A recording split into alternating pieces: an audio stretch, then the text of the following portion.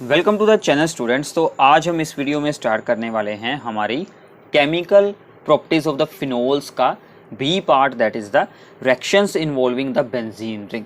तो जिसमें benzene ring की रिएक्शंस होगी जब बेंजीन रिंग के साथ OH ग्रुप जुड़ा होता है, यानी कि फिनोल के केस में। तो फिनोल में क्या होता है कि मोस्टली रिएक्शंस कौन सी होती हैं बेंजीन रिंग की इन्वॉल्वमेंट वाली? Electrophilic substitution reactions. ये क्यों होती हैं? क्योंकि यहाँ पर जो हाइड्रोक्सल ग्रुप जुड़ा हुआ है OH group, this is an activator group. क्योंकि हमने इसकी रेजोनेंस बनाई थी, वो आप लोग पिछली वीडियो में देख सकते हैं।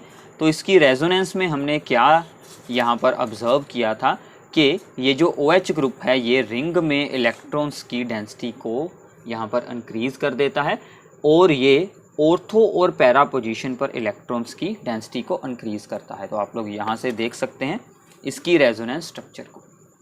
तो ये ऑर्थो और पैरा पोजीशन पर इलेक्ट्रॉन्स की डेंसिटी को इंक्रीज़ करता है OH group. Therefore it is an ring activator and ortho para directing, जिसके कारण के इलेक्ट्रोफाइल्स ऑर्थो और पैरा पोजीशंस पर आकर जुड़ सकते हैं। ठीक है। सो नाउ इसमें इलेक्ट्रोफिलिक सब्स्टिट्यूशन रिएक्शंस होंगी। तो आपको रीज़न भी इसके बारे में अच्छे से अंडरस्टैंड हो गया है। Due to the more electron density at ortho and para positions. Explain करना हो तो आपको रेजोनेंस बनानी पड़ेगी। ठीक है। तो हम इसकी कुछ रिएक्शंस कर देखते हैं। सबसे पहली रिएक्शन है इसकी bromination. This is very very important one. तो जब इसकी ब्रोमिनेशन होती है तो इसको भी प्रोसीड करवाने के हमारे पास 2 डिफरेंट वेज हैं। तो मैं पहला वे लिखता हूँ, हम फिनोल के साथ यूज़ करते हैं एक्वस ब्रोमीन। ठीक है, मतलब ब्रोमीन का हम यहाँ पर एक्वस सोल्यूशन यूज़ कर रहे हैं। सो ब्रोमीन विद एक्वस सोल्यूशन। इससे क्या होगा, सभी ऑर्थो और पैरा पोजीशंस पर ब्रोमीन अटैच हो जाएगी। ठीक है, सभी ऑर्थो और पैरा पोजीशन यानी कि यहाँ पर और यहाँ पर सभी पर ब्रोमीन हमारा जुड़ जाएगा। So this is called the 2,4,6 tri bromophenol and these are the white coloured precipitates. तो ये हमारे वाइट कलर के प्रेसिपिटेट बन जाते हैं। मतलब हम इसके साथ फिनोल की डिटेक्शन भी कर सकते हैं। इसको बैलेंस करने के लिए इसके आगे हम लगा देते हैं 3। ठीक है, तो इसके आगे जाएगा 2 और यहाँ पर भी लग जाएगा 2। ऐसे आप रिएक्शन को बैलेंस भी करवा सकते हैं। ठीक है, यहाँ पर जुड़ेगा हमारे पास 3, बट यहाँ पर हमें 2 नहीं लगाना है। तो क्योंकि यहाँ से हाइड्रोजन्स भी आए हैं बाहर, तो वो यहाँ पर जुड़ेंगे 3HBr। ठीक है, यहाँ से हाइड्रोजन जो बाहर आए हैं। Okay, so this equation is balanced. Now अगर हम यहाँ पर यूज़ कर लेते कोई नॉन पोलर सोलवेंट। ठीक है, अगर हम यहाँ पर कोई नॉन पोलर सोलवेंट यूज़ करते, जैसे कि अगर हम यहाँ पर यूज़ करते Br2 इन CS2 कार्बन डाइसल्फाइड। ठीक है, तो क्या होता, इसको हम नॉर्मल से रूम टेम्परेचर पर ही रिएक्शन को प्रोसीड करवाते हैं। तो यहाँ पर ऑर्थो और पैरा प्रोडक्ट्स का मिक्सचर बनता। मतलब सिर्फ या तो ऑर्थो पर जुड़ता या फिर पैरा पर जुड़ने वाला अलग से उसके बीच में प्रोडक्ट बनता। मतलब एक ही मॉलिक्यूल में सभी पोजीशंस पर बिल्कुल नहीं अटैच होगा, तो कुछ ऐसे प्रोडक्ट बनेंगे। पैरा वाला प्रोडक्ट हमारा बनेगा मेजर प्रोडक्ट। ठीक है, so this is the bromophenol. तो यहाँ पर मेन डिफरेंस क्या है कि यहाँ पर हमने यूज़ किया है नॉन पोलर सोलवेंट, यहाँ पर एक्वस सोल्यूशन यानी कि पोलर सोलवेंट। अब ऐसा क्यों होता है? क्योंकि एक्वस सोल्यूशन में क्या होता है कि फिनोल जो होती है वो यहाँ पर आयनाइज होकर क्या बना देती है, फिनोक्साइड आयन। ठीक है ना। तो फिनोक्साइड आयन में क्या होता है कि जो ऑक्सीजन एटम होता है जिसके पास के चार्ज होता है, वो अपने इलेक्ट्रॉन्स को डोनेट कर देता है बेंजीन रिंग को। ठीक है, which donates the electrons to benzene ring. तो जिसके कारण वहाँ पर इलेक्ट्रॉन्स की डेंसिटी इंक्रीज हो जाती है और ये जो ब्रोमीन होते हैं वो सभी ऑर्थो और पैरा पोजीशंस पर जुड़ सकते हैं। इसीलिए ही यहाँ पर क्या बनता है, राई सब्स्टिट्यूटेड, यहाँ पर हमारा प्रोडक्ट बनता है, बट यहाँ पर ओनली मोनो सब्स्टिट्यूटेड ही प्रोडक्ट बनते हैं।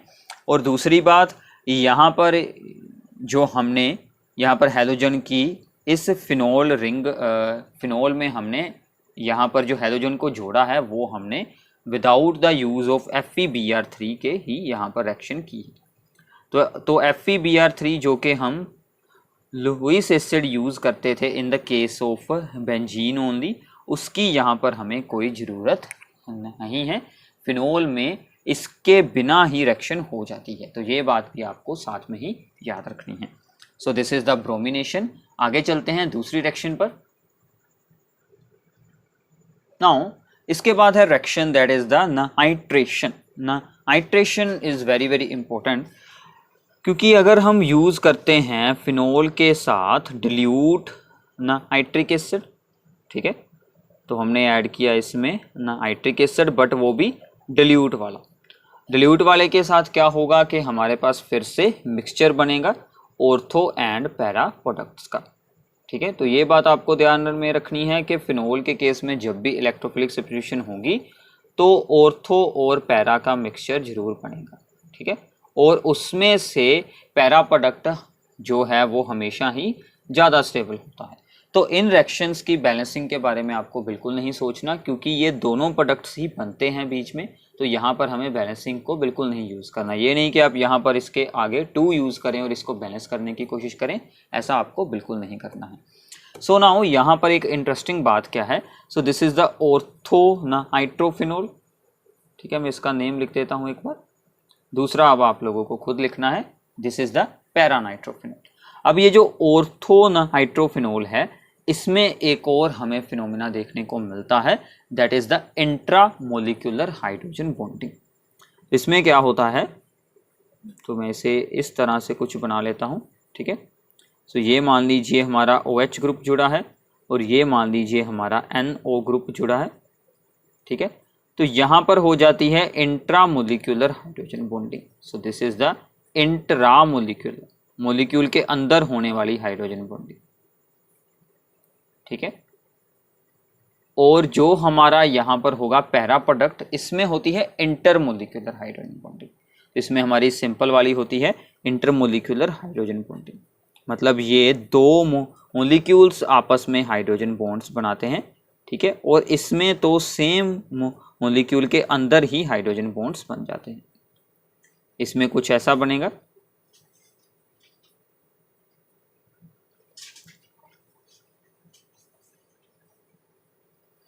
ठीक है। तो इनमें अट्रैक्शन होती है। तो ऐसे ही आगे जो भी होंगे, तो यहाँ पर क्या बनेगी, यहाँ पर बनेगी इंट्रामोलिक्यूलर। ये कौन सा है, पैरा नाइट्रोफिनोल, ठीक है। तो इस पर भी एग्जाम में बहुत बार आपको प्रॉब्लम पूछी जाती है। यहाँ पर बनती है इंटरमोलिक्यूलर, इंटरमोलिक्यूलर के 2 मोलिक्यूल्स के बीच, यहाँ पर with in the same molecule के बीच ही यहाँ पर हाइड्रोजन बॉन्ड बना है। तो इसका बॉइलिंग पॉइंट हाई होता है, क्योंकि 2 डिफरेंट मोलिक्यूल्स में बॉन्ड्स बन रहे हैं, इसलिए इसका बॉइलिंग पॉइंट हाई रहेगा। इसमें तो सेम के अंदर ही बन गया, वो बॉइलिंग पॉइंट को बिल्कुल नहीं अफेक्ट करता, इसलिए इसका बॉइलिंग पॉइंट लो रहेगा। तो अगर हम इस रिएक्शन में यूज़ कर लेते हैं कंसनट्रेटेड एसिड को, ठीक है। तो मान लीजिए हम यहाँ पर यूज़ कर रहे हैं HNO3 विद H2SO4, और इन दोनों को हम यूज़ कर लेते हैं यहाँ पर कंसनट्रेटेड, तो काफ़ी स्ट्रॉन्ग यहाँ पर रिएक्शन होगी, और जितनी भी ऑर्थो और पैरा पोजीशंस हैं उन सभी पर NO2 जुड़ जाएगा, and this gives us the 2,4,6 राई नाइट्रोफिनोल। तो इसका नेम भी आप लोगों को सिमिलर लिखना है, दिस इज़ द 2,4,6 राई नाइट्रोफिनोल। और इसका एक और नेम है, that is the picric acid. तो ये आपको याद रखना है, इसका फॉर्मूला एग्जाम में बहुत बार पूछा गया है, this is the picric acid, ठीक है। N+3 यहाँ पर निकलेंगे वाटर मॉलिक्यूल्स, ठीक है। तो वो यहाँ से जितने भी हाइड्रोजन आएंगे उनके साथ वहाँ पर एडजस्ट हो जाएंगे। तो ये थी आपकी सेकंड रिएक्शन। ऐसे ही आप सेम टू सेम इसमें करवा सकते हैं सल्फोनेशन। सो नाउ सल्फोनेशन में हमें क्या करना है, मान लीजिए दिस इज़ द फिनोल, तो हमें फिनोल के साथ ग्रुप जोड़ना है, that is the sulphuric acid में से H2SO4 में से हमें इसके साथ ग्रुप जोड़ना है SO3H, यानी कि जो सल्फ्यूरिक एसिड होता है उसकी स्ट्रक्चर कुछ ऐसी होती है, ठीक है। So this is the H2SO4, तो हमें SO3H यानी कि एक साइड से यहाँ से OH को उतार देना है। So this is the SO3H, ठीक है। इसको हमने इसके साथ जोड़ना होता है। तो इसके भी हमारे पास दो ऑप्शन बनते हैं। अगर हम लो टेम्परेचर रखेंगे तो यहाँ पर अलग बनेगा प्रोडक्ट, अगर हम हाई टेम्परेचर रखेंगे तो कुछ डिफरेंस आ जाएगा, ठीक है। ज़्यादा बड़ा डिफरेंस नहीं है, सिंपल सा है, आपको अभी अंडरस्टैंडिंग हो जाएगी। अगर मैं यहाँ पर रखता हूँ temperature around 288 to 293 kelvin, then it gives us the ortho product only. तो इससे हमारा मेजर प्रोडक्ट ऑर्थो वाला बनेगा, मतलब ऑर्थो पोजीशन पर ये ग्रुप जुड़ जाएगा यहाँ पर SO3H। अगर हम इसको हाई टेम्परेचर अबाउट द 373 यानी कि 100 डिग्री सेल्सियस पर करते हैं तो ये हमें बनाकर देगा मेजर प्रोडक्ट, जो कि हमारा होगा यहाँ पर पैरा प्रोडक्ट, ठीक है। तो ऐसे आप इसमें दोनों डिफरेंट टाइप के प्रोडक्ट्स को ऑब्टेन कर सकते हैं। And the last reaction in the B part, that is the alkylation, ठीक है। तो अब इनकी अल्काइलेशन भी हो सकती है। असाइलेशन हमने ए पार्ट में रीड की थी, वो भी काफ़ी इंपॉर्टेंट थी।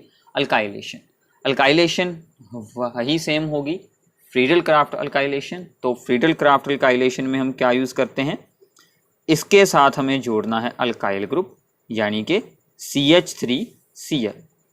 क्लोरोमीथेन हम यूज़ कर रहे हैं, इसमें साथ में क्या यूज़ करते हैं, एनहाइड्रस एल्यूमिनियम क्लोराइड। तो यहाँ से Cl और यहाँ से जाएगा हाइड्रोजन, या फिर ऑर्थो या फिर पैरा पोजीशन से, तो HCl आएगा बाहर।